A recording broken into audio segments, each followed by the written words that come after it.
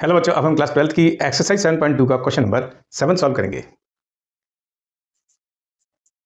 Question 7, इस question में हमारे पास एक फंक्शन दिया गया है कुछ इस तरीके से x √x+2 और क्वेश्चन में हमसे कहा जा रहा है कि हमें इस फंक्शन को इंटीग्रेट करना है।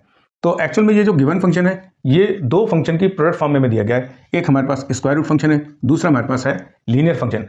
तो हम इसको इंटीग्रेट करने के लिए इस फंक्शन को हम स्प्लिट करके लिखने वाले हैं। तो आइए देखते हैं कैसे।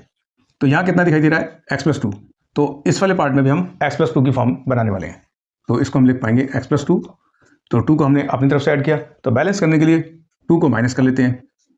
इधर आ रहा है हमारे पास √x+2 dx।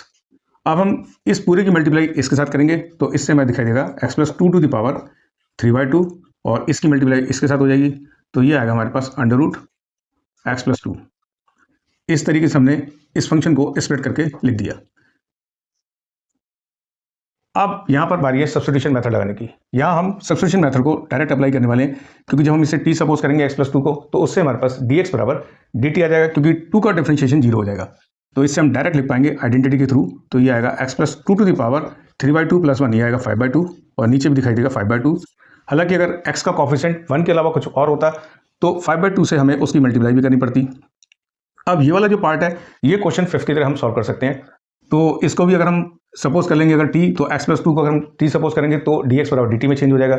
तो यहाँ हमारे पास दिखाई देगा x+2 to the power half और +1, क्योंकि जब हम फॉर्मूले को अप्लाई करेंगे इंटीग्रेशन में x to the power n वाले फॉर्मूले को, तो उससे हमारे पास आता है x to the power n+1 और अपॉन में n+1 + c।